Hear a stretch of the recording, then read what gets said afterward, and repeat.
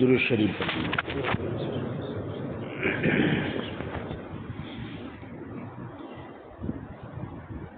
اللهم صل على سيدنا ونبينا مولانا محمد وعلى آل سيدنا ونبينا مولانا محمد وبارك وسلم۔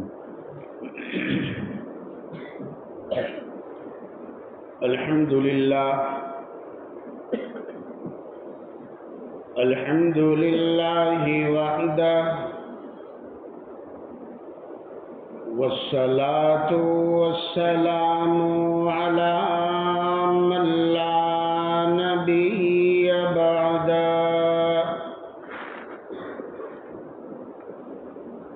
لا نبي بعده ولا نبوة بعده ولا رسول بعده ولا رسالة بعده صاحب التاج والمعراج الذي اسمه مكتوب في الإنجيل والتوراة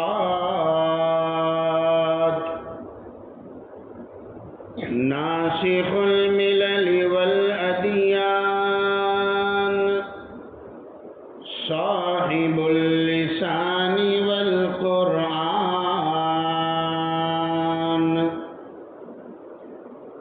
أما بعد فأعوذ بالله من الشيطان الرجيم بسم الله الرحمن الرحيم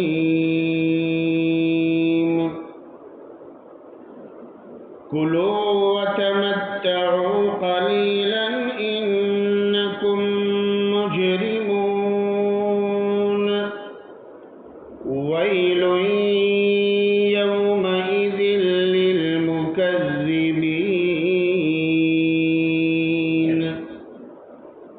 وإذا قيل لهم اركعوا لا يركعون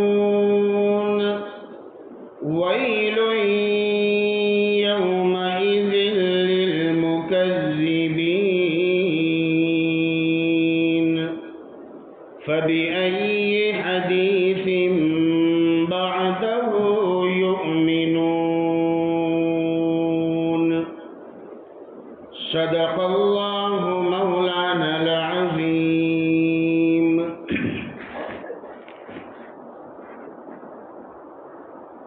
دو ماہ پہلے جب حاضری ہوئی تھی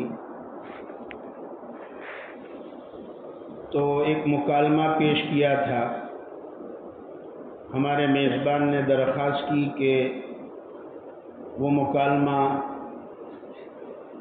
دوبارہ یا کم از کم اس کو پورا کر دیا جائے یا دوبارہ سنایا جائے، مگر میں اس وقت ایک اور مکالمہ پیش کرنا چاہتا ہوں۔ آسمان اور زمین کا یہ مکالمہ ہے، اور کسی اردو کے شاعر نے ان کے اس مکالمے کو اس انداز میں جمع کیا ہے۔ جیتالی والے بڑے چالاک ہے، سمجھدار ہے، اہل علم سے، علماء سے، بزرگوں سے محبت کرنے والے ہیں، مساجد اور مدارس کو چلانے والے، تعاون کرنے والے ہیں۔ اس لیے آپ خود فیصلہ کر لینا کہ آسمان اور زمین کے مکالمے میں کون جیتا اور کون ہارا۔ یہ فیصلہ میں آپ پر چھوڑتا ہوں۔ شاعر کہتا ہے، دونوں کی حالت نے مکالمہ کیا۔ آسمان نے کہا، فلک بولا کہ مجھ میں چاند کیسا بھولا بھالا ہے۔ آسمان نے کہا، میرے اندر اللہ نے چاند رکھا ہے، سورج رکھا ہے، یہ زمین تیرے پاس کیا ہے؟ فلک بولا کہ مجھ میں چاند کیسا بھولا بھالا ہے، فلک بولا کہ مجھ میں چاند کیسا بھولا بھالا ہے، زمین بولی کہ مجھ میں، زمین بولی کہ مجھ میں ایک کالی کملی والا ہے، زمین بولی کہ مجھ میں ایک کالی کملی والا ہے۔ اے آسمان، تجھے اپنے چاند پر فخر ہے، تجھے اپنے چاند پر ناز ہے، تو اللہ سبحانہ و تعالیٰ نے میری پشت میں ہدایت کا ایک آفتاب رکھا ہے، ہدایت کا ایک چاند رکھا ہے۔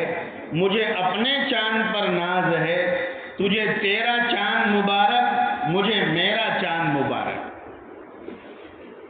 آسمان نے کہا، فلک بولا کہ مجھ سے ابر رحمت بھی برستا ہے۔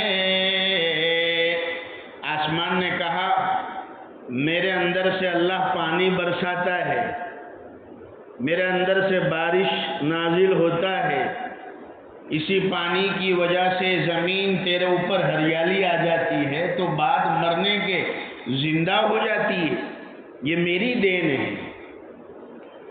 فلک بولا کہ مجھ سے ابر رحمت بھی برستا ہے، فلک بولا کہ مجھ سے ابر رحمت بھی برستا ہے، زمین بولی کہ تو، زمین بولی کہ تو تربت محمد کو ترستا ہے، تجھے حضور پاک صلی اللہ علیہ وسلم کی مٹی نصیب نہیں۔ زمین بولی کہ تو تربت محمد کو ترستا ہے۔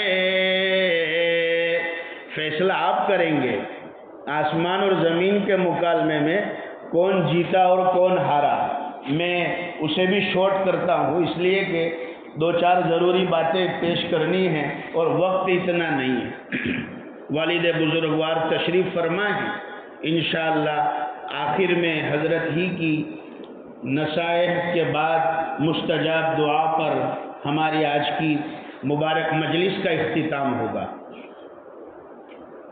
مکالمہ لمبا ہے، آخر میں آسمان نے کہا، فلک بولا کہ مجھ میں آب کوثر کا خزینہ ہے، اے زمین میرے پاس تو حوض کوثر ہے، میرے پاس کوثر کا پانی ہے، تیرے پاس کیا ہے؟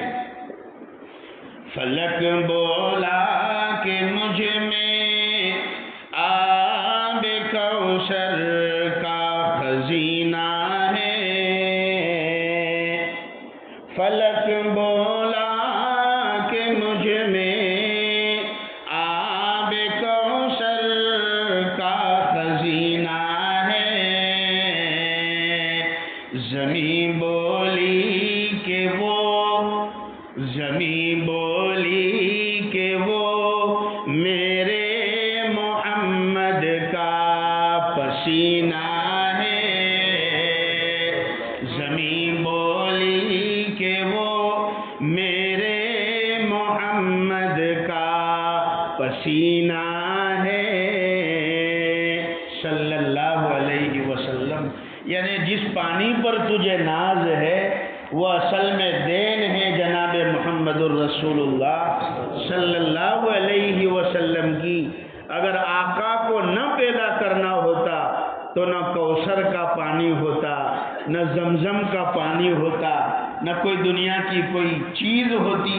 یہ سب صدقہ ہے میرے اور آپ کے آقا.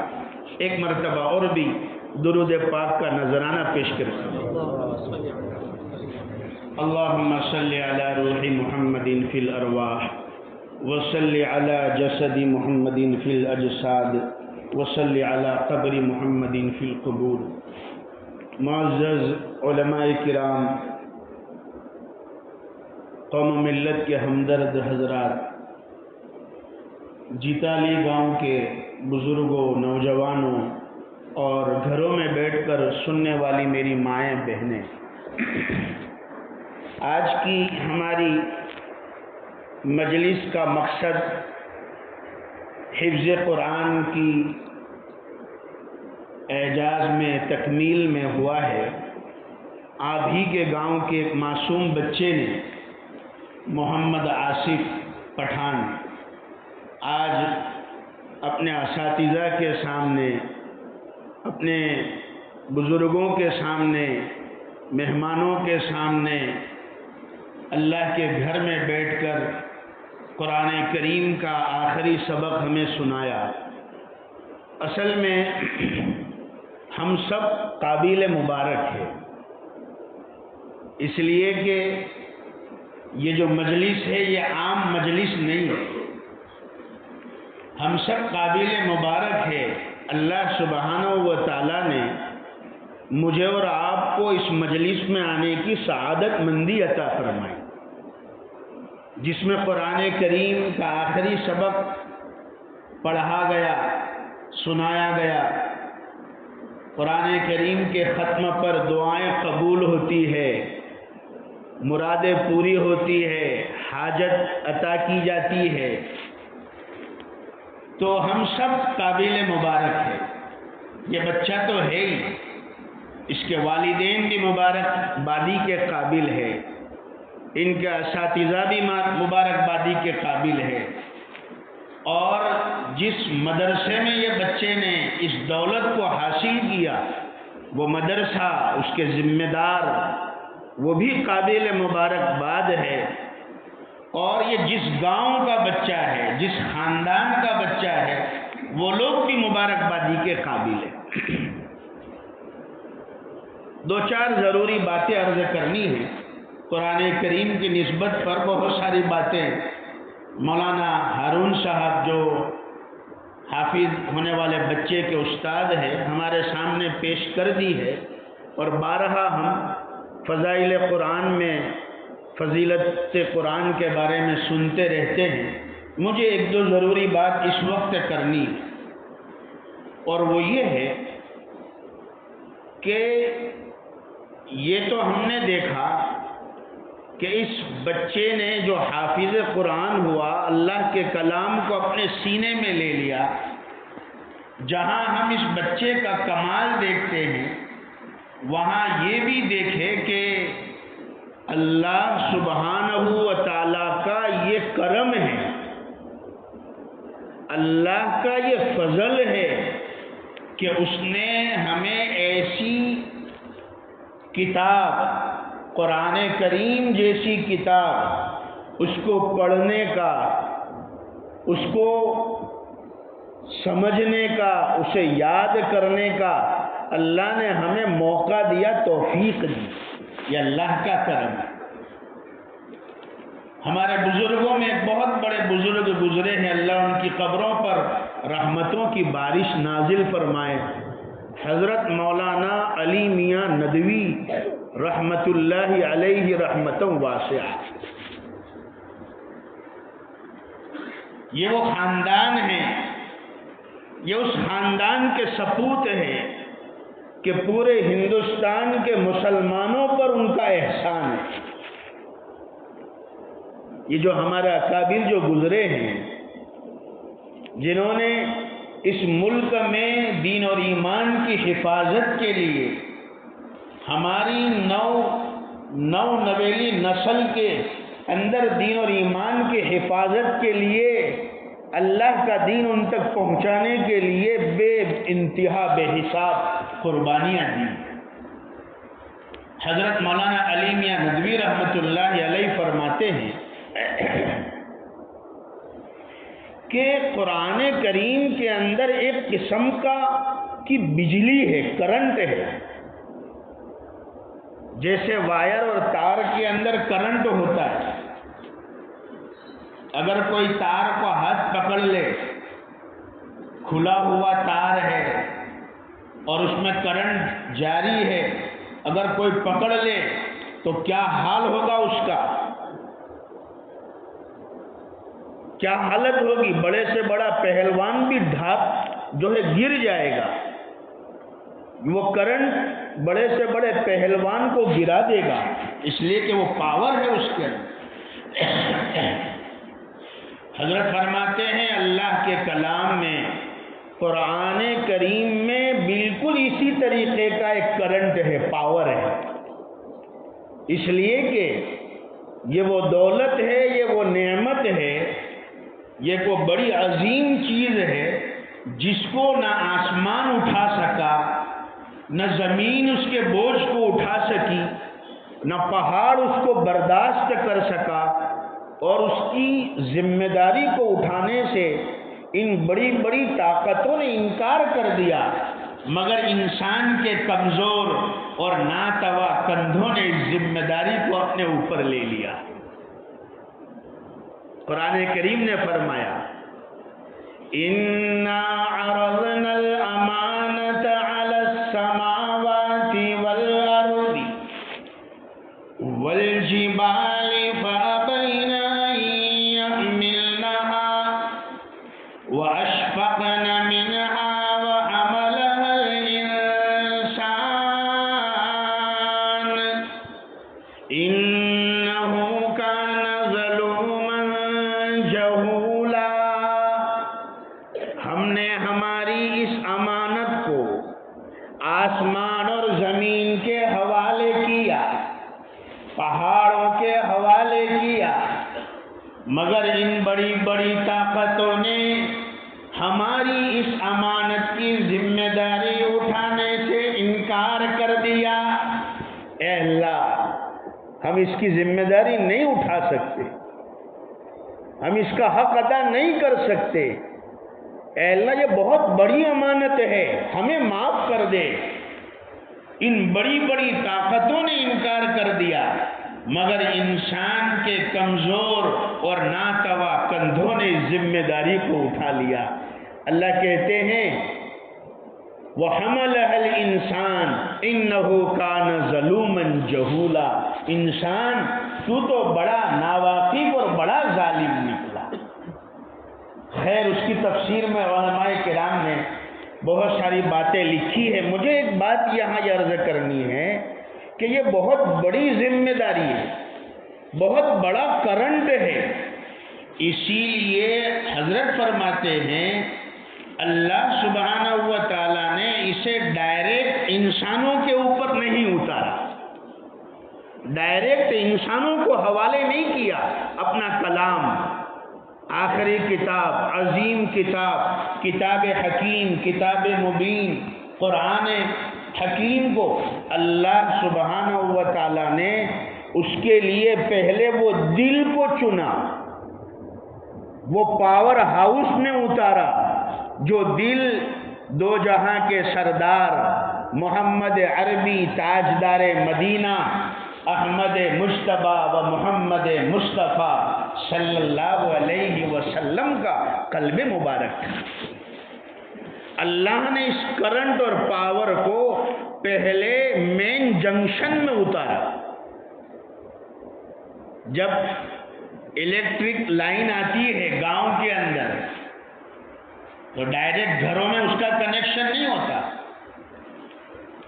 ٹرانسفارمیٹر پہلے اس کے اندر اس کا کنیکشن دیا جاتا ہے، پاور وہاں پہنچایا جاتا ہے، اور پھر وہاں وہ پاور کو کنٹرول کرتا ہے، مینٹین کرتا ہے، کور کرتا ہے، اور جس کو جتنا پہنچانا ہے اتنا وہاں سے سپلائی کرتا ہے.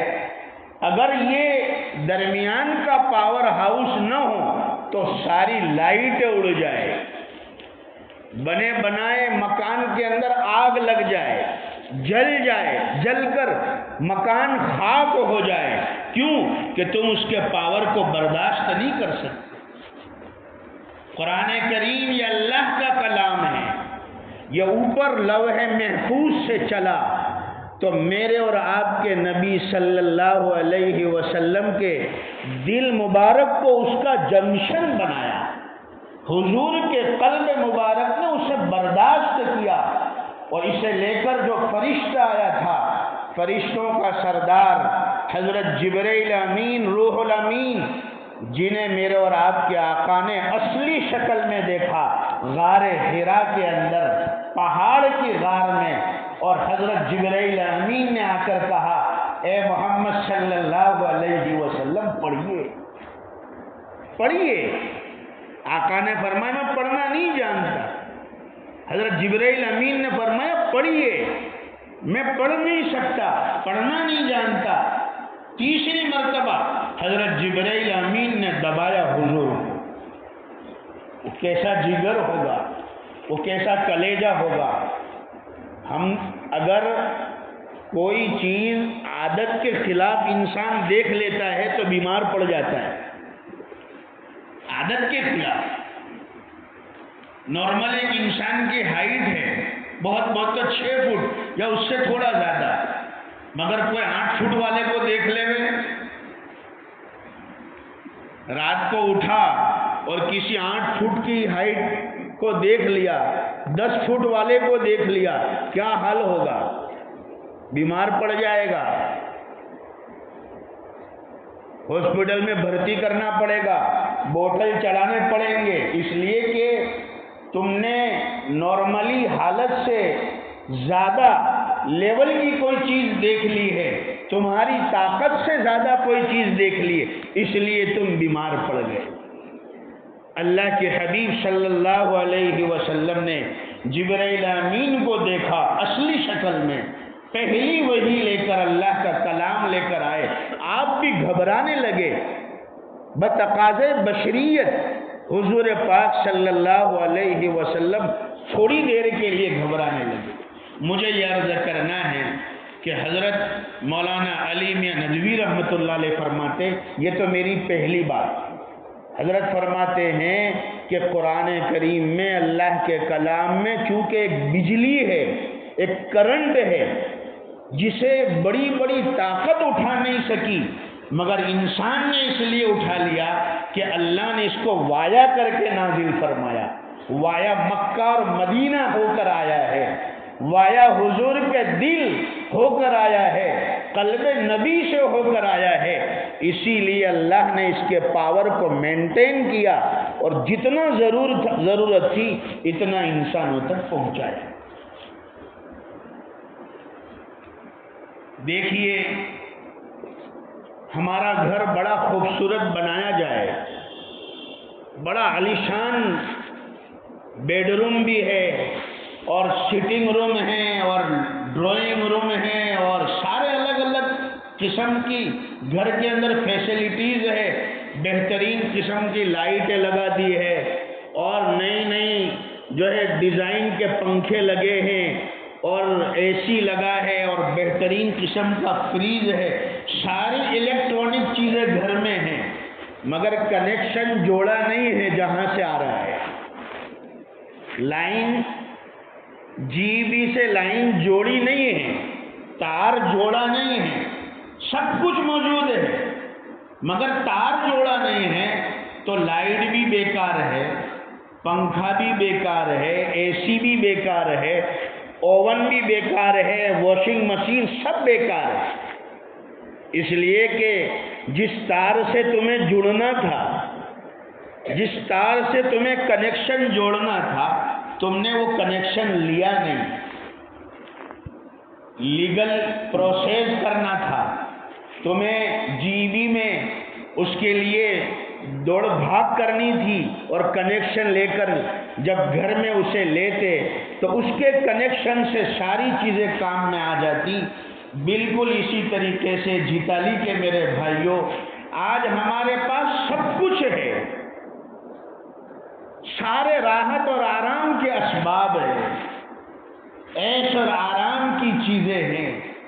آج انسان کے پاس سب کچھ ہے، مگر جو تار جوڑنا تھا اس نورانی کنیکشن سے، اللہ کے کلام سے اور قرآن سے، آج وہ تار میں کہیں کمزوری نظر آتی ہے، کہیں تار سے دوری نظر آتی ہے، چونکہ ہم نے کنیکشن تار سے جوڑا نہیں ہے، اسی لیے سب چیزیں ہیں مگر اجالا نہیں ہے، نور نہیں ہے، راحت نہیں ہے، آرام نہیں ہے، سکون نہیں ہے۔ ہم دیکھتے ہیں ہمارے گھر میں روزانہ اے سی چالو کرنے والے بہت سے ہیں، روزانہ پنکھا بھی آن ہوتا ہے، روزانہ فریج بھی کھولا جاتا ہے، روزانہ کمپیوٹر بھی کھولتے ہیں، روزانہ موبائل بھی کھولتے ہیں، روزانہ اخبار بھی اٹھاتے ہیں، مگر ہم یہ دیکھیں کیا ہمارے گھر میں روزانہ اللہ کا کلام اٹھایا جاتا ہے، اللہ کا کلام کھولا جاتا ہے؟ قرآن کریم ہمارے بزرگوں نے لکھا ہے، علماء نے لکھا ہے، قرآن کریم کے اندر اللہ نے کیا بیان کیا سمجھنا وہ تو بڑی بات ہے، وہ تو بڑی اچھی بات ہے، مگر الفاظ قرآن، حروف قرآن، الفاظ قرآن بھی اگر کوئی اپنے اندر اتارتا ہے اور الفاظ قرآن سے بھی جوائنٹ ہوتا ہے، جڑتا ہے، فرماتے ہیں اس کی بھی الگ مستقل برکتیں ہیں۔ الفاظ قرآن دنیا میں جتنی کتابیں، جتنے بھی مذاہب اور دھرم ہیں، وہ جن جن کتابوں کو اپنی مذہبی کتاب سمجھتے ہیں، آپ میں سے بہت سو نے دیکھا ہوگا، جانتے ہوں گے، ان کتابوں میں نفس کلام میں کوئی حسن نہیں ملے گا، نفس کلام میں جمال نہیں ملے گا، نفس کلام میں لطف نہیں ملے گا۔ وہ لوگ اپنے کلام میں حسن پیدا کرنے کے لیے اپنی مذہبی کتاب کو مزین کرنے کے لیے وہ لوگ کوئی چیز ایڈ کرتے ہیں۔ آپ میرے خیال سے سارے احباب میری تصدیق کریں گے اس بات کی۔ جتنے مذاہب ہیں ان کی جو مذہبی کتاب ہے، اگر کبھی سننے کا موقع، اللہ کرے کہ کبھی موقع نہ ملے،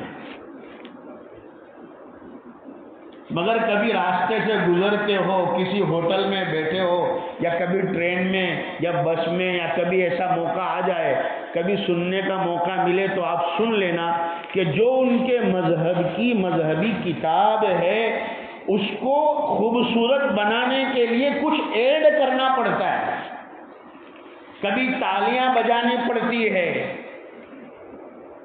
کبھی گھنٹی بجانی پڑتی ہے، کبھی تاشے اور ڈھول بجانے پڑتے ہیں، کبھی میوزک کے تان پر اس کو پیش کیا جاتا ہے۔ ایک واحد اللہ کا کلام، آسمانی کتاب، مذہب اسلام کی کتاب ایسی ہے کہ اس کے الفاظ میں اللہ نے ایسا حسن اور خوبی رکھی ہے کہ اس کو سننے کے لیے کوئی چیز ایڈ کرنے کی ضرورت نہیں ہے، صرف پڑھو، صرف پڑھو۔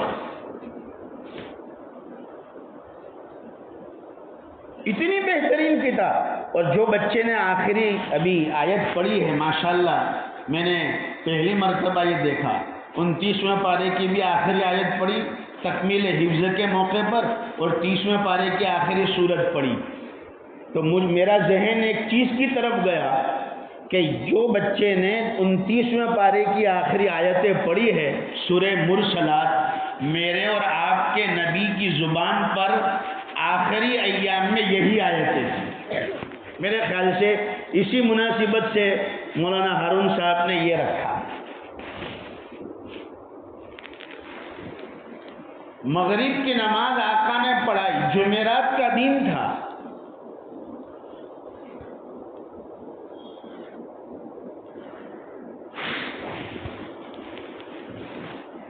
پیر کے دن منڈے کے دن تو وفات ہے، اور جمعرات کو مغرب کی حضور نے آخری نماز پڑھائی، عشاء سے نماز نہیں پڑھا سکے، عشاء کی ایک نماز جمعرات کی، جمعہ کے دن کی 5 نمازیں، سنیچر کی 5 نماز، اتوار کی 5 نماز، کتنی ہوئی 16، اور پیر کی فجر کی نماز 17 نماز آپ صلی اللہ علیہ وسلم کی موجودگی میں حضرت ابوبکر صدیق رضی اللہ تعالیٰ عنہ نے مصلی نبوی پر پڑھائی۔ آقا مغرب کی نماز ہے، سورہ مرسلات کی آخری آیتیں۔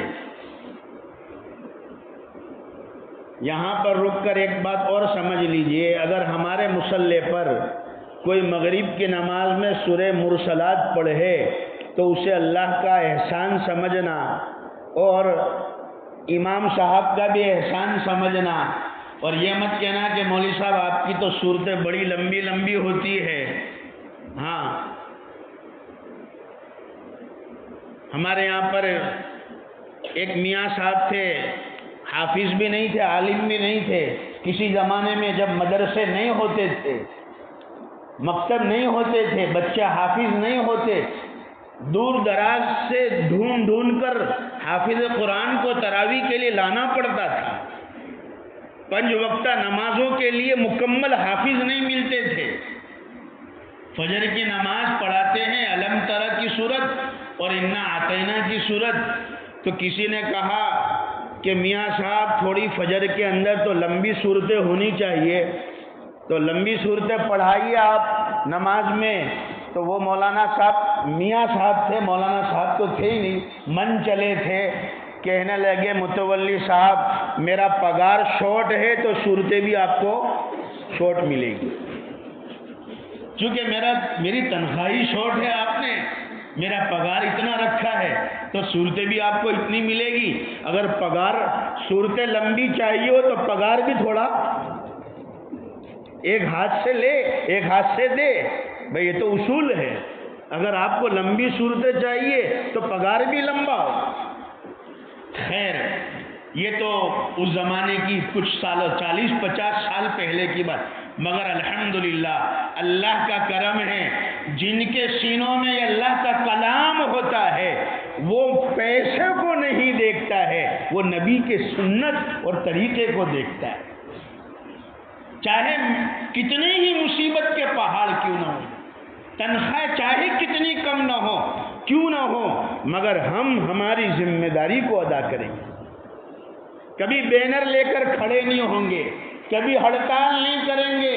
ہم حافظوں کا، عالموں کا پگار اور تنخواہ آپ بڑھاوے، آج ہم نماز نہیں پڑھائیں گے، ہڑتال نہیں کریں گے۔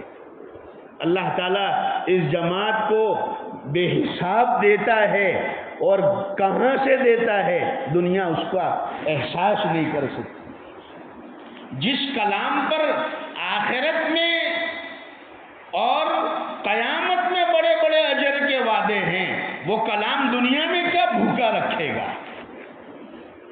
وہ کلام کا پڑھنے والا، وہ کلام کا حامل، وہ کلام پر عمل کرنے والا، وہ کلام کی دعوت کو پھیلانے والا، وہ دنیا میں کیا بھوکا رہے گا؟ اسے کیا مصیبت اور تکلیف آئے گی تو وقتی آئے گی۔ دنیا عارضی ہے، اس کی ہر چیز عارضی۔ میں یہ عرض کر رہا تھا، الفاظ قرآن میں بھی اللہ نے حسن رکھا ہے اور طاقت رکھی ہے، جان رکھی ہے۔ ایک دو باتوں کی طرف اشارہ کرنا چاہتا ہوں۔ پہلے کا دور، حضور سے پہلے کا جو زمانہ تھا وہ معجزات کا زمانہ تھا، چمتکار۔ اسی لیے اللہ رب العزت نے نبیوں کو معجزات عطا فرمائے۔ پھر حضور پاک صلی اللہ علیہ وسلم کا دور آیا تو وہ ادبی دور تھا، ادبی دور، کہ کلام ایسا کرتے جس کے اندر خوبی ہوتی، حسن ہوتا، ادبی کلام ہوتا، ایسا زمانہ آیا۔ اور اب جو دور آخر میں چل رہا ہے یہ سائنسی دور ہے، کون سا دور ہے؟ سائنسی دور ہے۔ اگر آپ قرآن کریم پر غور کریں گے تو اللہ رب العزت نے قرآن کریم کو معجزہ بھی بنایا ہے۔ قرآن کریم معجزہ بھی ہے۔ اگر غور کریں گے تو یہ پتہ چلے گا کہ قرآن کریم ادب کی کتابوں میں سب سے بہترین ادب والی کتاب ہے، کلام کا ادب۔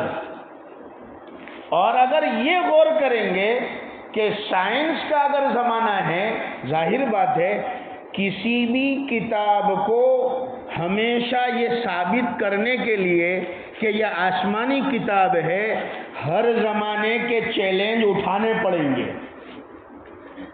بھائی جو کتاب یہ کہے یہ آسمانی کتاب ہے، لاسٹ پیغمبر پر آخری کتاب ہے، تو اس کتاب کو ہر زمانے میں اپنا آخری ہونے کا ثبوت دینا پڑے گا۔ اگر آج سائنس کا زمانہ ہے تو اس نظریے سے اگر قرآن کریم پر دیکھتے ہیں، الفاظ قرآن کے اندر ہمیں سائنس وہاں پر گھٹنے ٹیکتا ہوا نظر آتا ہے، گھٹنے ٹیکتا ہوا۔ ابھی چندریان 3 ہندوستان کا جو گیا چاند کے اوپر، اور انسان جب پہلے چاند پر پہنچا، آج سے بھی پہلے کچھ سال ہوئے، 40-50 سال، مشکل سے اتنے سال ہوں گے کہ انسان نے چاند پر اور اللہ کی اور دنیا پر، کائنات پر وہاں قدم رکھا۔ تو وہاں جا کر انسان نے یہ کہا کہ بھائی چاند میں روشنی نہیں ہے۔ انسان نے کیا کہا؟ چاند میں روشنی نہیں ہے، یہ تو سورج کا عکس چاند پر پڑتا ہے اور ریفلیکس پڑتا ہے سورج کا، اس کی بنا پر چاند میں نور نظر آتا ہے، روشنی نظر آتی ہے، ورنہ ہم دیکھ کر آئے ہیں چاند میں کوئی ذاتی روشنی نہیں ہے، کسی سے ادھار لی ہوئی روشنی ہے۔ انسان نے کہا 40 سال پہلے، اللہ کے کلام نے 1400 سال پہلے کہہ دیا۔ قرآن کے الفاظ نے اس مسئلے کو ایک لفظ میں سمجھا دیا، جس پر تم کروڑوں اربوں خربوں ڈالر خرچ کر کے جس چیز کو تم آج کہتے ہو، اللہ کا کلام اسے 1400 سال پہلے بتلا چکا۔ قرآن کریم نے فرمایا تبارک الذی جعل فی السماء بروجا وجعل فیہا سراجا وقمرا منیرا۔ وہ ذات ہے جس نے آسمان میں سورج اور چاند کو پیدا کیا، مگر سورج کو سراج بنایا اور قمر کو منیر بنایا۔ قرآن کہتا ہے اگر دونوں روشن ہوتے اور دونوں کی لائٹ ہوتی تو قرآن دونوں کو سیم ورڈ اور سیم لفظ سے تعبیر کرتا، مگر قرآن نے ایک لفظ نے اتنے بڑے مسئلے کو حل کر دیا، وَجَعَلَ فِيهَا سِرَاجًا وَقَمَرًا مُنِيرًا۔ ہم نے ایک تو ہم نے سورج بنایا جو چراغ بنایا، ہم نے سورج کو چراغ بنایا، اور ہم نے چاند کو نور والا بنایا۔ مفسرین حضرات فرماتے ہیں اسی لفظ سے ہمیں یہ سمجھ میں آتا ہے کہ سورج اور چاند کی روشنی میں فرق ہے۔ سورج اور چاند کی روشنی یکساں نہیں ہے، اور نہ سورج اور چاند یکساں فاصلے پر ہے۔ یہ تو اللہ سبحانہ و تعالیٰ نے دونوں کو ایسے مینٹین کر کے رکھا ہے کہ جو دونوں ایک جیسے نظر آتے ہیں، ورنہ سورج چاند سے ہزاروں گنا بڑا ہے، مگر وہ اتنا ہی زیادہ دور ہے، اور چاند زمین سے اتنا زیادہ قریب ہے۔ سائنس نے 40 سال پہلے کہا زمین اور آسمان یہ تو پہلے ملے ہوئے تھے، آسمان اور زمین یہ پہلے ایک تھے، ملے ہوئے تھے، نہ آسمان سے پانی برس رہا تھا نہ زمین سے کوئی غلہ اگ رہا تھا، کچھ بھی نہیں تھا، یہ دونوں ایک تھے۔ 40 سال پہلے انسان کو اس بات کا علم ہوا اور انسان نے یہ ثابت کیا کہ پھر قدرت نے ایک دھماکہ کیا جس کو بگ بینگ کہتے ہیں۔ ایک دھماکہ ہوا، بلاسٹ ہوا، ایک دھماکہ ہوا جس سے زمین الگ ہو گئی اور سورج الگ، چاند، یہ آسمان الگ ہو گیا، زمین اور آسمان الگ الگ ہو گئے۔ قرآن کریم نے 1400 سال پہلے کہہ دیا، اولم یر الذین کفروا ان السماوات والارض کانتا رتقا ففتقناہما۔ ایک لفظ نے، قرآن کریم کے ایک لفظ نے دنیا والوں کے بڑے بڑے مسائل کو 1400 سال پہلے سے حل کر دیا۔ آسمان، کیا جو لوگ انکار کرتے ہیں اللہ کا، اللہ کی قدرت کا انکار کرنے والے، کیا وہ یہ دیکھتے نہیں ہیں آسمان اور زمین پہلے کیا تھے؟ اولم یر الذین کفروا ان السماوات والارض کانتا رتقا۔ رتق کہتے ہیں ایسی چیز کو جو آپس میں ملی ہوئی ہو۔ قرآن کہتا ہے یہ دونوں ملے ہوئے تھے، آسمان اور زمین، پھر ہم نے ایک بلاسٹ کے ذریعے سے دونوں کو جدا کر دیا۔ فَفَتَقْنَاهُمَا وَجَعَلْنَا مِنَ الْمَاءِ كُلَّ شَيْءٍ حَيٍّ۔ پھر ہم نے آسمان سے پانی برسایا تو آسمان نے پانی برسانا شروع کیا اور زمین نے اس کے اندر سے غلہ اور اناج اگانا شروع کر دیا۔ یہ دونوں ایسے ملے ہوئے تھے، نہ آسمان سے کچھ برس رہا تھا نہ زمین سے کچھ اگ رہا تھا۔ اللہ اکبر۔ زمین گول ہے، پرتھوی گول ہے، سائنس نے ہمیں بتلایا، انسان نے تجربے سے، مہارت سے، قربانیوں سے اس بات کو محسوس کیا کہ زمین گول ہے، پرتھوی گول ہے۔ یہ چند سالوں پہلے انسان کو علم ہوا، قرآن کریم نے 1400 سال پہلے کہہ دیا تھا، خلق السماوات والارض بالحق، خلق السماوات والارض بالحق یکور اللیل علی النہار ویکور النہار علی اللیل۔ ہم دن سے رات، ہم رات پر دن کو لپیٹتے ہیں اور پھر ہم دن پر رات کو لپیٹتے ہیں اور رات پر دن کو لپیٹتے ہیں۔ یکور کہتے ہیں ایسے حصے کو جس کے اوپر انسان کوئی چیز لپیٹتا ہے، جیسے آدمی کا سر، اور ہم سر کے اوپر پگڑی باندھتے ہیں، امامہ لپیٹتے ہیں یوں داہنی طرف سے، تو جیسے ہم سر پر جو ہے پگڑی باندھتے ہیں اسے لپیٹتے ہیں، اللہ کہتے ہیں ہم دن پر رات کو لپیٹتے ہیں اور رات پر دن کو اور دن پر رات کو لپیٹتے ہیں۔ یہی آیت بتلاتی ہے اگر زمین سیدھی ہوتی، پوری زمین پر دن ہوتا اور پوری زمین پر رات ہوتی، اگر رات ہوتی تو، مگر اللہ کہتے نہیں، ہم نے رات پر دن کو لپیٹا ہے اور دن پر رات کو لپیٹا ہے۔ کسی جگہ پر دن ہے تو کسی جگہ پر اجالا ہے، کسی جگہ پر اندھیرا ہے۔ قرآن کہتا ہے اے لوگوں ہم نے زمین کو گول بنایا ہے، ہم نے زمین کو گول۔ اچھا، پھر ایک زمانے تک انسان کہتا تھا کہ یہ جو گول ہے زمین اور پرتھوی بول کی طرح گول ہے۔ کس کی طرح گول ہے؟ بول کی طرح۔ پھر دھیرے دھیرے پتہ چلا نہیں نہیں نہیں، بول کی طرح گول نہیں ہے بلکہ انڈے کی طرح گول ہے۔ گول تو ہے مگر انڈے کی طرح سے ہے۔ کیوں کہ اس کا ایسٹ اور ویسٹ پھیلا ہوا ہے، یعنی ادھر پورب اور پچھم کی دشا جو ہے وہ تھوڑی پھیلی ہوئی ہے اور نارتھ اوپر سے نیچے جو ہے زمین جو ہے وہ تھوڑی دبائی ہوئی ہے۔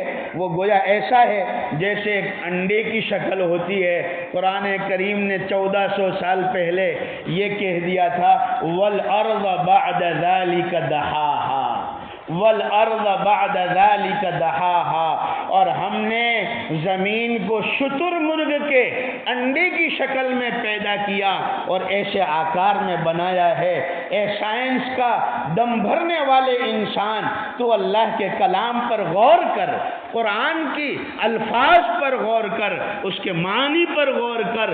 جس چیز پر دنیا بھر کا چکر لگا کر تو جس مرکز پر پہنچتا ہے، قرآن کریم نے 1400 سال پہلے اس چیز اور اس پوائنٹ کو بیان کر دیا ہے۔ پانی کے نظام کو ہم کیا کہتے ہیں؟ بھائی سمندر میں سے بھاپ اٹھتا ہے، سمندر میں سے بھاپ اٹھتا ہے، گرمی کی وجہ سے، سورج کی وجہ سے وہ بھاپ اور اس کا وراڑ اٹھ کر بادل بنتی ہے۔ بادل پھر آپس میں دو بادل بوجھل ہوتے ہیں، دونوں ملتے ہیں۔ دو بادلوں کی ملنے کی وجہ سے، جیسے مرد عورت کے ملنے کی وجہ سے جو ہے کوئی تیسری چیز پیدا ہوتی ہے، یہ دو بادلوں کے ملنے کی وجہ سے پھر پانی بنتا ہے اور وہ بارش بن کر اترتا ہے، اور پھر وہی پانی جو ضرورت کا ہے انسان استعمال کر لیتا ہے، جو زیادہ کا ہے پھر سمندر میں آ جاتا ہے، واپس ریسائیکل ہو کر وہ چکر لگا کر پانی آتا ہے۔ قرآن کریم نے 1400 سال پہلے کہہ دیا وَالسَّمَاءِ ذَاتِ الرَّجْعِ وَالْأَرْضِ ذَاتِ الصَّدْعِ، قسم ہے اس آسمان کی جو پانی کو پھر لوٹاتا ہے، واپس کرتا ہے، اور پانی کو فلٹر کر کے پھر واپس برساتا ہے، اور زمین کی قسم جو اس اپنی زمین کے اندر سے اگاتی ہے۔ میرے بھائی اور بزرگوں، مجھے عرض کرنا یہ ہے، اللہ کا کلام قرآن کریم آخری زمانے میں جو انسانوں کی طرف سے چیلنج ہے کہ یہ سائنسی دور ہے، اللہ کا کلام اس سائنسی اعتبار سے بھی قرآن کریم اپنے آپ کو ثابت کرتا ہے کہ یہ اللہ کا کلام ہے، یہ انسان کا کلام نہیں۔ اسی لیے تو اس کلام کو اٹھانے والے، اس کلام کو یاد کرنے والے، اس کو سینے میں لسے لگانے والے کتنے مبارک ہو جاتے ہیں، کتنے مبارک ہوتے ہیں۔ یہ تو ہم نے سنا کہ حافظ قرآن کو اللہ تعالیٰ قیامت کے میدان میں اس کے ماں باپ کو نورانی تاج پہنائے گا، مشہور حدیث ہے۔ اللہ تعالیٰ نور کے تاج دے گا، جن کے بچے دنیا میں اللہ کے کلام کے حافظ ہوتے تھے۔ وہ شاعر نے کہا، ایک شعر پڑھ دوں اور بس میری چند منٹ باقی رہ گئی ہے، میں اپنی بات کو ختم کر لوں گا۔ شاعر کہتا ہے، ماں باپ کے سروں پر نورانی تاج ہوگا، ماں باپ کے سروں پر نورانی تاج ہوگا، بیٹے تو جنتی ہے، بیٹے تو جنتی ہے، قرآن کی بدولت، بیٹے تو جنتی ہے، قرآن کی بدولت، پڑھتے رہو سدا تم قرآن کی آیتوں کو، پڑھتے رہو سدا تم قرآن کی آیتوں کو، شیطان رو رہا ہے، شیطان رو رہا ہے، قرآن کی بدولت۔ اور مسجدوں میں سکون کیوں ملتا ہے؟ مسجد عائشہ والوں، اور اللہ تمہیں تمہارے مالوں میں خوب برکت دے، جیتا لی والوں، مسجد جامع مسجد جیتا لی۔ کیسی مسجد؟ جہاں قرآن سننے کا دل چاہے، وہاں جہاں 2 رکعت زیادہ پڑھنے کا دل چاہے۔ مسجدیں روشن کیوں ہیں؟ کانوں میں گونجتی ہے اللہ کی بڑائی، اذان قرآن مسجدوں میں کانوں میں گونجتی ہے اللہ کی بڑائی، ہے مسجدیں بھی روشن، ہے مسجدیں بھی روشن قرآن کی بدولت، سینوں میں تازگی ہے، چہروں پہ رونقیں ہیں قرآن کی بدولت۔ حافظ قرآن تو قابل مبارک ہے ہی، کیوں؟ اس لیے کہ اس نے اللہ کی نعمت کا شکرانہ ادا کیا، نعمت ذہن کا۔ کون سی نعمت کا؟ نعمت دماغ، اور یہ دماغ اللہ نے سب کو دیا ہے۔ جیتالی کے میرے نوجوان، یہ بچوں کو کہتا ہوں، آپ نے سائیکولوجی میں پڑھا ہوگا، جو لوگ 10th SSC HSC پڑھتے ہیں انہیں معلوم ہوگا، اللہ سبحانہ و تعالیٰ نے ہر انسان کے دماغ کے 4 حصے بنائے،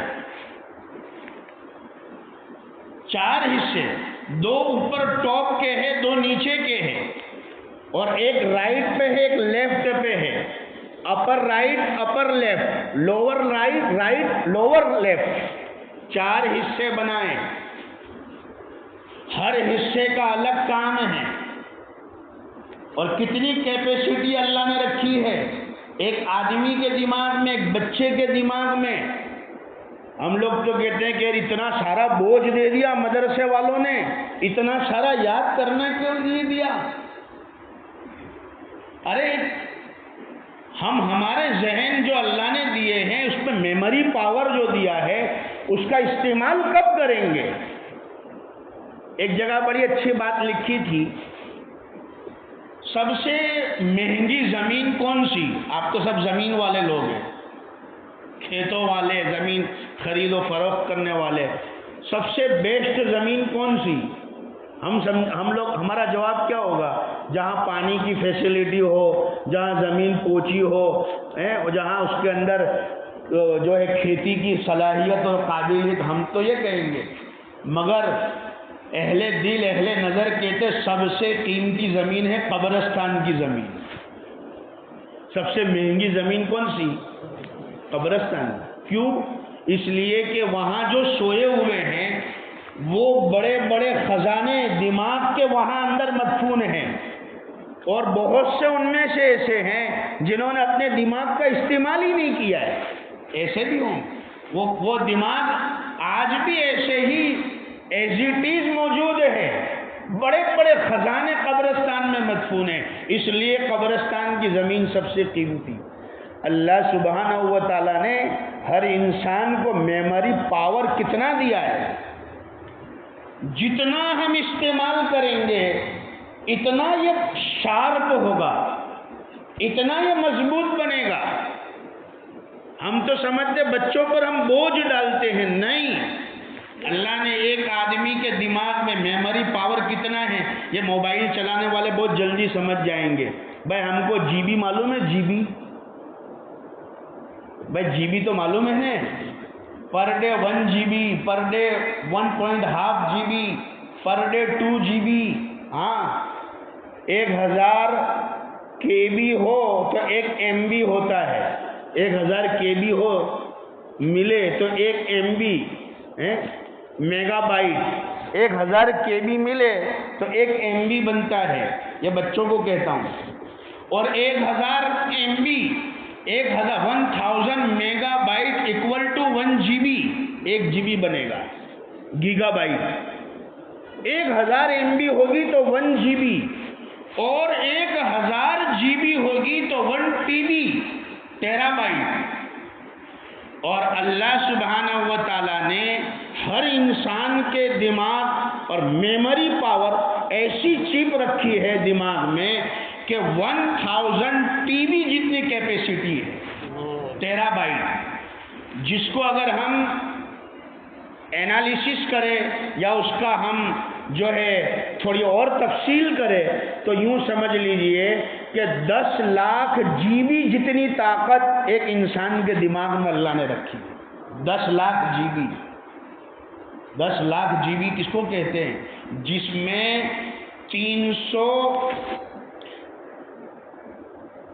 300 سال تک مسلسل آپ کوئی ویڈیو دیکھتے رہو، 300 سال تک، دن اور رات 24 گھنٹے 300 سال تک کوئی ویڈیو دیکھتے رہو، اتنی پاور ہوتی ہے، اتنی اندر کیپیسٹی ہوتی ہے وہ 10 لاکھ جی بی کے اندر۔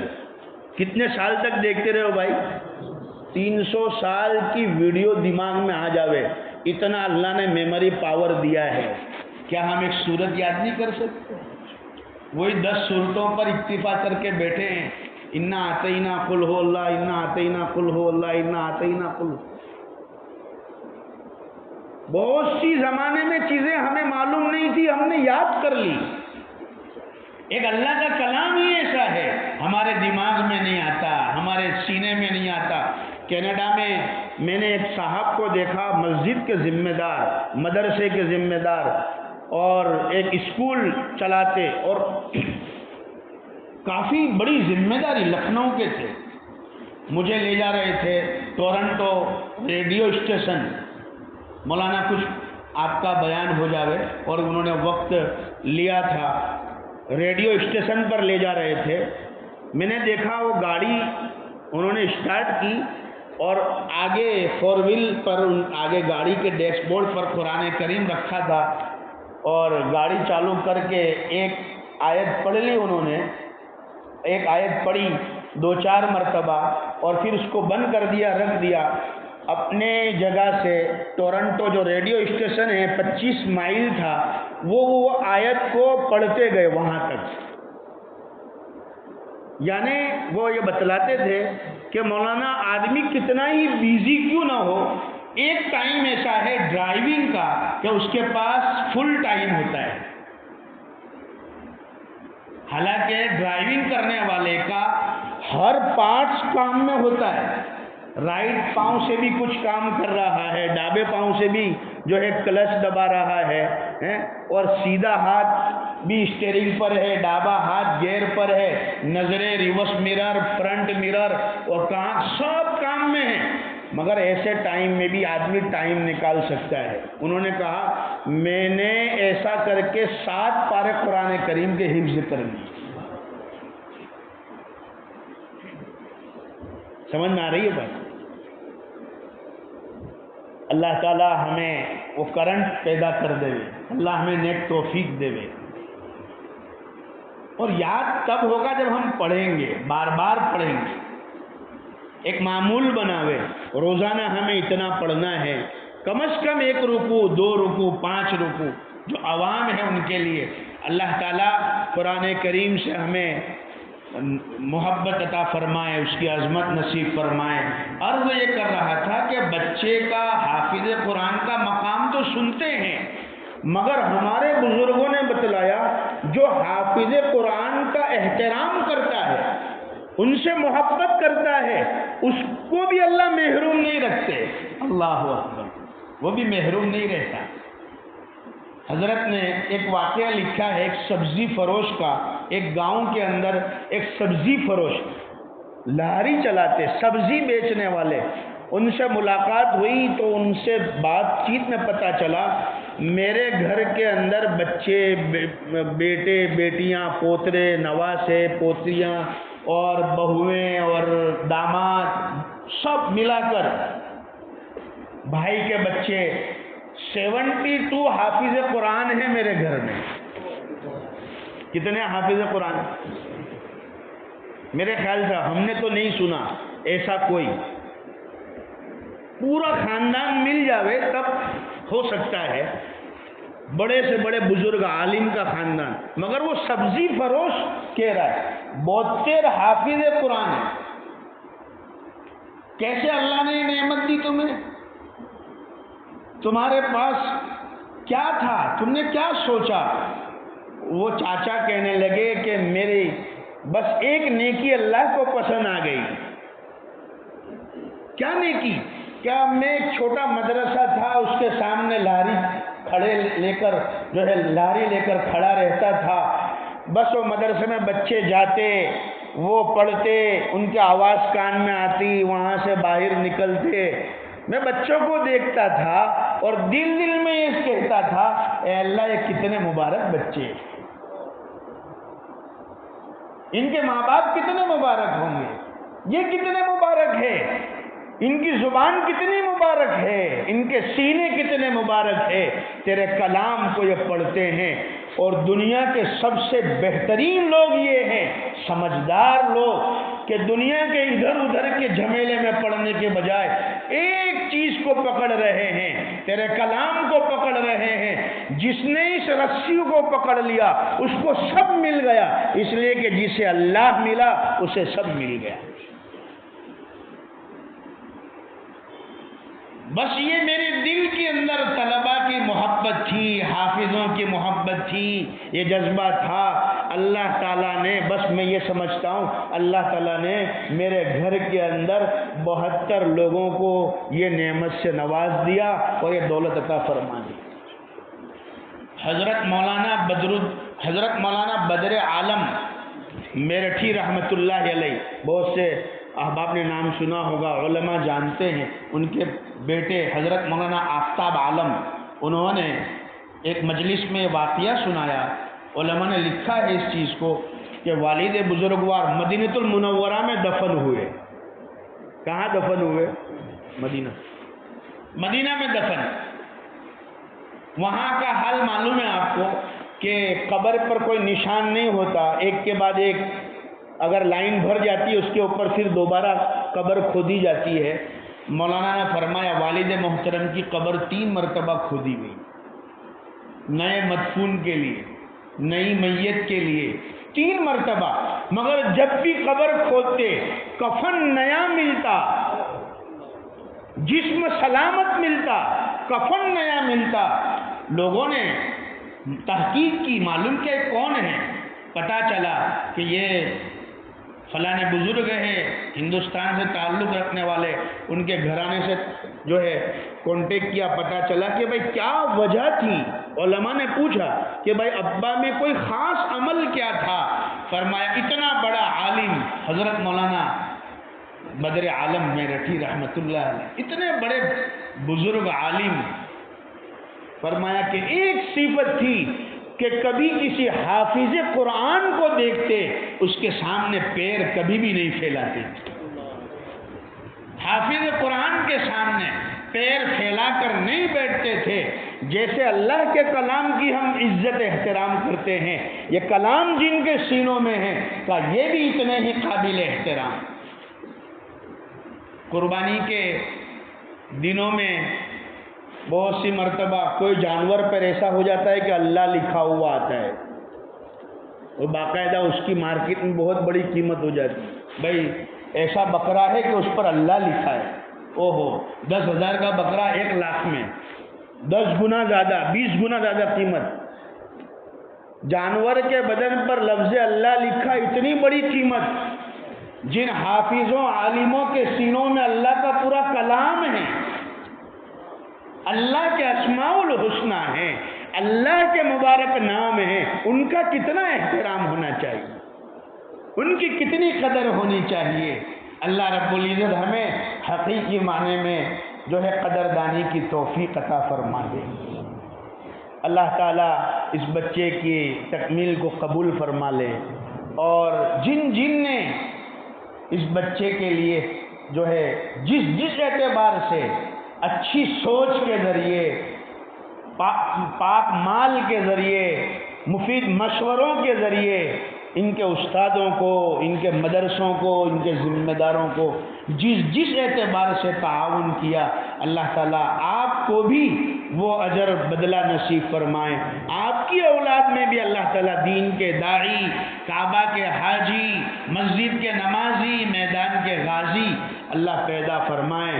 اس ادارے کو بھی اللہ قبول فرمائیں، اس کے ذمہ داروں کو قبول فرمائیں۔ ہمارے حاجی نجم الحسین صاحب، ان کے والد مرحوم آج قبر میں سوئے ہوئے ہیں، مگر ان کا اور ان کے علاوہ جتنے گاؤں کے ذمہ دار کا لگایا ہوا یہ باغ آج پھل دے رہا ہے، اور وہ اس کے پھل کو، اس کی مٹھاس کو قبر کے اندر محسوس کرتے ہیں۔ اگر ہم نے بھی محنت کی، ہم نے بھی کوشش کی، ہمارے گاؤں کے مکتب، ہمارے گاؤں کا مدرسہ، ہمارے گاؤں کی جماعت، جمعیت، ہمارے گاؤں کے جو ہے دین کے تمام شعبے، ہم اس کے اندر ساتھ دیں گے، تعاون کریں گے، اللہ کے دین کو آباد کریں گے، مسجدوں کو آباد کریں گے، مدرسوں کو آباد کریں گے، اللہ تعالیٰ ہماری اولادوں کے اندر بھی ایسے پھول کھلائے گا۔ دعا فرمائے اللہ تعالیٰ کہیں سنی باتوں پر عمل کی نیک توفیق عطا فرمائے۔ والد بزرگوار سے درخواست ہے ادباً آپ مختصر نصیحت فرمائیں گے، اور آپ ہی کی دعا پر انشاءاللہ ہماری آج کی مجلس کا اختتام ہوگا۔ اللہ تعالیٰ آپ کی محبت کو قبول فرمائے۔ مولانا عبداللہ صاحب نے پھر آئندہ مہینے دعوت دی ہے، انشاءاللہ پھر حاضری ہوگی۔ اللہ تعالیٰ بار بار آپ سے جو ہے یہ تعلق باقی رکھے، ملاقات ہوتی رہے۔ آمین وآخر دعوانا الحمدللہ رب العالمین۔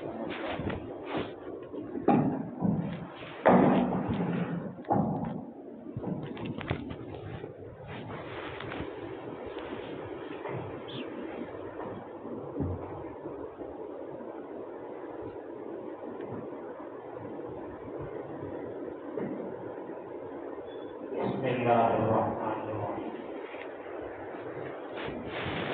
نحمده ونصلي على رسوله الكريم أما بعد۔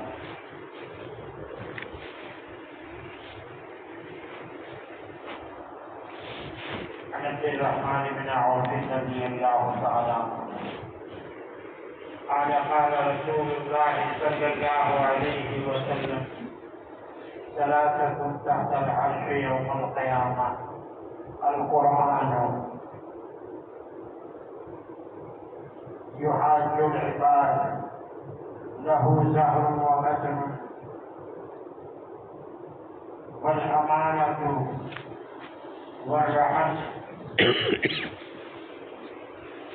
والرحم يقول: من وصلني وصله الله، ومن قطعني قطعه الله، أو كما قال عليه الصلاة والسلام۔ میرے بھائیوں، یہ حدیث ہے جو میں نے پڑھ دی ہے، راوی حضرت عبد الرحمن بن عوف رضی اللہ تعالیٰ عنہ کہتے ہیں کہ جناب محمد رسول اللہ صلی اللہ علیہ وسلم نے ارشاد فرمایا: تین چیزیں کل قیامت کے دن عرش کے نیچے رکھی جائیں گی اور ان کے بارے میں پوچھا جائے گا۔ نمبر 1 قرآن کریم ہے۔ قرآن بحث کرے گا، حجت بازی کرے گا اور اپنے حقوق کا مطالبہ کرے گا انسانوں سے۔ قرآن کا ایک ظاہر ہے اور ایک باطن ہے۔ علماء نے فرمایا شرح مشکات میں کہ ظاہر سے مراد قرآن پاک کا ترجمہ ہے، اور باطن سے مراد وہ تفسیر اور وہ تعویل ہے جو اللہ والوں نے کی ہے، جن کا نزول اللہ والوں کے دلوں پر ہوتا ہے، اور پھر اس کی مثالیں بھی ہیں۔ ابھی اس کا موقع نہیں ہے۔ مولانا عزیز صاحب نے ماشاءاللہ 1 گھنٹہ 10 منٹ تفصیل سے آپ کے سامنے بیان کیا قرآن کا معجزہ ہونا۔ تو قرآن پیش کیا جائے گا اور اس کے حقوق کا مطالبہ کیا جائے گا۔ قرآن کا حق ہے کہ ہم اس قرآن کو روزانہ پڑھیں۔ نمبر 2 صحیح پڑھیں، اور نمبر 3 اس کو سمجھنے کی کوشش ہے۔ قرآن کا ایک حصہ وہ ہے جس کا سمجھنا آسان ہے، مثالیں ہیں، واقعات ہیں، اس سے تو قرآن کا یہ حصہ آسان ہے، اس کو آدمی سمجھ سکتا ہے علماء کی مدد سے، علماء کی رہبری سے۔ احکامات وہ آپ کے ذہن میں، آپ کے سمجھ میں اتنے جلدی نہیں آئیں گے، ان کو سمجھنے کے لیے آپ کو دارالعلوم میں داخلہ لینا پڑے گا اور عربی گرامر کو پڑھنا پڑے گا، اس کے بعد قرآن کے احکامات آپ کے سمجھ میں آ سکتے ہیں۔ کافی مثالیں ہیں،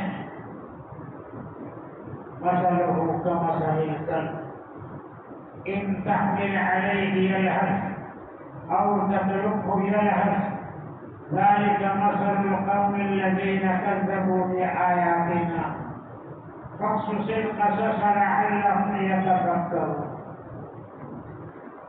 قرآن میں بلعم بن باورا جو قوم جبارین کا درویش تھا، لمبی زلفیں والا تھا، اس میں اعظم جانتا تھا، مگر ایک موقع پر مال کی لالچ میں آ گیا اور حضرت موسیٰ علیہ السلام کے لیے بددعا کرنے کے لیے تیار ہو گیا۔ قوم جبارین نے اس سے کہا کہ موسیٰ اپنے قوم کو لے کر آ گئے ہیں اور فلاں پہاڑ کے دامن میں ٹھہرے ہوئے ہیں، تو بابا صاحب آپ کو بددعا کر دیجیے تاکہ موسیٰ علیہ السلام کا بھی راغب ہو، بنی اسرائیل۔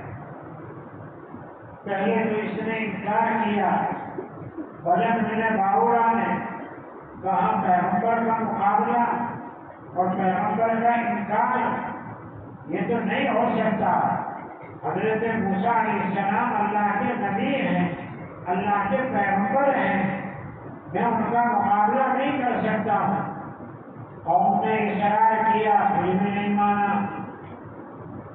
تو قوم نے بلعم بن باورا کی بیوی سے رابطہ کیا، کیونکہ بیوی بڑی چالی ہوتی ہے کسی چیز کو منانے کے، تو بیوی نے کہا کہ ٹھیک ہے، یہ رکے نہارت دو، آج رات کو میں ان کو منا لوں گی۔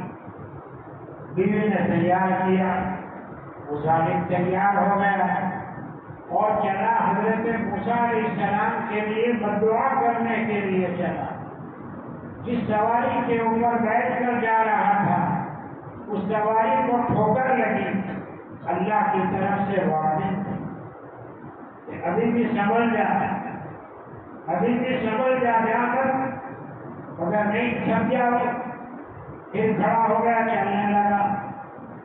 دوسری مرتبہ بھی اس کی سواری کو پھر ٹھوکر لگی، پھر اللہ نے کہا کہ ابھی بھی سمجھ جا، سمجھنے کا موقع ہے، نہیں سمجھا۔ 3 مرتبہ ایسا ہوا، نہیں سمجھا، اللہ تعالیٰ نے اس کی زبان کو مروڑ دیا، پکڑ دیا۔ ہر چیز اللہ کے قبضے میں۔ وہ کہنے جا رہا تھا موسیٰ علیہ السلام کے لیے بددعا، مگر الٹا لفظ نکلا، اے اللہ موسیٰ علیہ السلام کے قوم پر رحمت نازل فرما اور بلعم بن باورا کی قوم کے اوپر تیرا عذاب نازل کر۔ سب نے کہا بابا صاحب کیا کہہ رہے ہو، الٹا کہہ رہے ہو، آپ تو الٹا کہہ رہے ہو۔ برابر ہی میں کہہ رہا ہوں، آگے سے سنو۔ پھر کہا اے اللہ موسیٰ اور ان کی قوم کے اوپر تیرا عذاب نازل کرنا اور بلعم بن باورا اور اس کی قوم پر تیرا عذاب نازل کرنا اور موسیٰ کی قوم پر رحمت نازل کرنا۔ پھر یہ ہوا، 3 مرتبہ ایسا ہوا اور اس کی زبان کھینچ کر کے باہر آ گئی، کتے کی طرح اس کی زبان لٹک گئی۔ کتا چونکہ دل کا بڑا کمزور جانور ہوتا ہے، وہ اندر کی زہریلی ہوا اور باہر کی تازہ ہوا اندر لینے پر اتنی قدرت نہیں رکھتا ہے، اس لیے ہانپتا رہتا ہے۔ قرآن نے اسی لیے کہا فَمَثَلُهُ كَمَثَلِ الْكَلْبِ، اس کی مثال کتے جیسی ہے۔ إِن تَحْمِلْ عَلَيْهِ يَلْهَثْ أَوْ تَتْرُكْهُ يَلْهَث، کتے پر اگر تو سامان لا دے تب بھی ہانپتا ہے، اور اگر سامان نہ لا دے تب بھی ہانپتا ہے، اس کی حالت میں فرق نہیں ہوتا ہے۔ ذَلِكَ مَثَلُ الْقَوْمِ الَّذِينَ كَذَّبُوا بِآيَاتِنَا، یہ مثال ہے اس قوم کی جس قوم نے اللہ کے احکامات کو جھٹلایا۔ اے ہمارے نبی، ان واقعات کو بیان کر دو تاکہ لوگ غور و فکر کریں۔ میرے بزرگوں، قرآن میں مثالیں دی ہیں۔ قرآن میں مثل الذین حملوا التوراۃ ثم لم يحملوها كمثل الحمار يحمل أسفارا بئس مثل القوم الذين كذبوا بآيات الله والله لا يهدي القوم الظالمين۔ مثال ان لوگوں کی جن کو تورات دی گئی اور انہوں نے تورات پر عمل درآمد نہیں کیا، ان کی مثال گدھے جیسی ہے۔ گدھے پر اگر تم کتابوں کا بوجھ لا دے تب بھی کوئی فرق نہیں پڑتا ہے، وہ عادت نہیں بن جائے گا۔ اس سے بہت بری مثال ہے اس قوم کی جنہوں نے اللہ کے احکامات کو، اللہ کی آیتوں کو جھٹلایا، اور اللہ تعالیٰ ظلم کرنے والی قوم کو ہدایت دیتے نہیں۔ میرے بزرگوں، یہ قرآن اس کو پڑھتے رہو، کانوں میں گونجتی ہے اللہ کی بڑائی، کانوں میں گونجتی ہے اللہ کی بڑائی، شیطان رو رہا ہے قرآن کی بدولت۔ آج حافظ آصف خان کو دیکھ کر شیطان کتنا رو رہا ہوگا کہ کم وقت تو حافظ ہو گیا، مولویوں کے پنجے میں چڑھ گیا۔ مگر اللہ تعالیٰ کی قدرت دیکھو، اللہ نے حافظ آصف کو حافظ بنا دیا۔ میرے بزرگوں، یہ قرآن میرے آقا کا معجزہ ہے، روحانی معجزہ ہے۔ ہر نبی کا معجزہ عمل سے تعلق رکھتا تھا۔ جب تک وہ نبی دنیا میں موجود تھے ان کا وہ معجزہ بھی باقی رہا، اور جب وہ نبی دنیا سے چلے گئے تو وہ معجزہ بھی ان کے ساتھ ساتھ نقصان ہو گیا۔ یہ تو میرے آقا کا معجزہ ہے۔ شب معراج میں تمام نبیوں نے اپنے معجزات کو ذکر کیا، تو میرے آقا جناب محمد رسول اللہ صلی اللہ علیہ وسلم نے قرآن کے معجزے پر فخر کیا کہ اے لوگوں، قرآن اللہ نے مجھے دیا ہے، یہ حضور کا روحانی معجزہ ہے۔ ہر نبی کے ساتھ اس کا معجزہ چلا گیا، مگر میرے آقا دنیا سے تشریف لے گئے اور ان کا روحانی معجزہ آج باقی ہے ہمارے ہاتھوں میں۔ جس کا جی چاہے اللہ سے باتیں کرنے کا، قرآن لے کر پڑھنا شروع کر دے۔ جو اللہ سے باتیں کرنا چاہتا ہو وہ قرآن لے کر پڑھنا شروع کر دے، اور جو اللہ سے کچھ مانگنا چاہتا ہو تو 2 رکعت نماز پڑھ لے، نماز پڑھ کر اللہ سے مانگ لے۔ مسلم تو آجا حق میں اب، مسلم تو آجا حق میں اب، بگڑے بنیں گے کام سب، بگڑے بنیں گے کام سب، رو کر خدا کے سامنے مانگو دعا نماز میں۔ اللہ کے سامنے متوجہ ہو جا اور رونا شروع کر، اور اپنی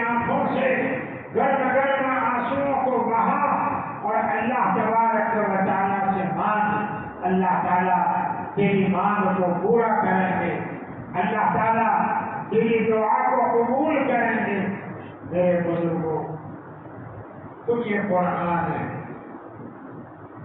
حافظ آصف نے اللہ کی مدد کی وجہ سے قرآن کریم کو یاد کر لیا، اور بہت بڑی ذمہ داری حافظ آصف پر ہے کہ اس کو روزانہ پڑھیں، اس کو یاد رکھیں، اس کو بھول نہ جائیں۔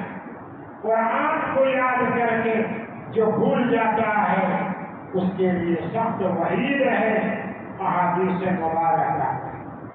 میرے آقا نے حافظ قرآن کے بارے میں فرمایا، جس نے قرآن پڑھا اور اس پر عمل کیا اور پھر قرآن کو یاد کر لیا، فشفعہ فی عشرۃ من اہلہ، اللہ تعالیٰ اس کی شفاعت قبول کریں گے اس کے گھر والوں میں ایسے 10 کے بارے میں کہ جن کے لیے جہنم کا عذاب لازم ہو چکا تھا، جہنم کا عذاب واجب ہو چکا تھا، جن کے لیے جہنم میں جانے کا فیصلہ ہو چکا تھا، ایسے 10 آدمیوں کی حافظ قرآن سفارش کرے گا۔ تو بہت بڑا درجہ ہے حافظ قرآن کا۔ آج ہم سب مل کر دعا کریں، اللہ تعالیٰ حافظ قرآن کو قبول فرمائے، ان کے استاد کو ہارون صاحب کو اللہ قبول فرمائے، ان کے والدین کو قبول فرمائے، ہمارے آنے کو یہاں قبول فرمائے، اللہ تعالیٰ ہمارے نجمل بھائی کی محنتوں کو قبول فرمائے، ان کے مرحوم والدین کی اللہ مغفرت فرمائے، درجات بلند فرمائے، قبر کو نور سے منور فرمائے، اور جتنے گاؤں سے جتنے بھی مرحومین ہیں اللہ سب کی مغفرت فرمائے، آمین۔ وآخر دعوانا ان الحمد للہ رب العالمین۔ بسم اللہ الرحمن الرحیم، اللہم صل علی سیدنا ونبینا مولانا محمد وعلی آل سیدنا ونبینا مولانا محمد وبارک وسلم۔ ربنا آتنا فی الدنیا حسنہ وفی الآخرۃ حسنۃ وقنا عذاب النار وقنا عذاب القبر وقنا عذاب الحشر وقنا عذاب الفقر وقنا عذاب جہنم وقنا عذاب الدین وقنا من شر فتنة المسيح الدجال وقنا من شر فتنة المحيا والممات وقنا من شر فتنة الدنيا ومن شر فتنة النساء ومن شر فتنة المال۔ اللهم اكفنا بحلالك عن حرامك واغننا بفضلك عمن سواك۔ اللهم آنس وحشتنا في قبورنا، اللهم ارحمنا بالقرآن العظيم واجعله لنا إماما ونورا وهدى ورحمة، اللهم ذكرنا منه ما نسينا وعلمنا منه ما جهلنا وارزقنا تلاوته آناء الليل وآناء النهار واجعله لنا حجة يا رب العالمين۔ اللهم اجعل القرآن ربيع قلوبنا وذهاب همومنا وجلاء أحزاننا ونور أبصارنا وحجتنا في يوم القيامة۔ اللهم اجعل القرآن في الدنيا إماما وفي الجنة رفيقا وعن النار سترا وحجابا۔ یا اللہ ہم سب پر رحم فرما، کرم فرما، اس مجلس کو قبول فرما، ہمارے جمع ہونے کو قبول فرما، جائز تمنا پوری فرما، رکاوٹوں کو دور فرما، ہمارے بیماروں کو شفا کاملہ عاجلہ دائمہ مستمرہ عطا فرما۔ یا الہ العالمین، ہمارے مرحوم والدین کی مغفرت فرما، ہمارے مرحوم بھائی کی اور ہمارے تمام مرحومین کی مغفرت فرما، ان کے درجات بلند فرما، ان کی قبروں کو نور سے منور فرما، ہمارے اساتذہ کرام کی مغفرت فرما، جتانے گاؤں کے تمام مرحومین کی مغفرت فرما، یا الہ العالمین خیر کے فیصلے فرما، کامیابی عطا فرما، رکاوٹوں کو دور فرما، پریشانیوں کو ختم فرما، ہم تمام کو ایک اور نیک بنا، صراط مستقیم پر قائم فرما، ہمارے بیوی بچوں پر رحم فرما، ان کی اولاد پر رحم فرما، ان کی اولاد کو بھی دین کا داعی بنا، ان کی آنکھوں کی ٹھنڈک بنا، اے اللہ دلوں کی راحت بنا، اس مجلس کو بے حد قبول فرما لیجیے، سننے والی ماں بہنوں کو بھی قبول فرما، ان ماں بہنوں کی دلی تمنائیں پوری فرما، ان کی اولاد پر رحم فرما، ان کی اولاد کو بھی حافظ قرآن بنا، دین کا عالم بنا، ہماری ماں بہنوں کے جمع ہونے کو اور اس سننے کو بھی قبول فرما دیجیے، یا الہ العالمین جن احباب نے ہم سے دعا کے لیے کہا، ہر خیر ان کے حق میں مقدر فرما، اور شر سے ان کی حفاظت فرما، اللہم صلی علی سیدنا ونبینا مولانا محمد وعلی آل سیدنا ونبینا مولانا محمد وبارک وسلم، سبحان ربک رب العزة عما یصفون وسلام علی المرسلین الحمد للہ رب العالمین برحمتک یا ارحم الراحمین۔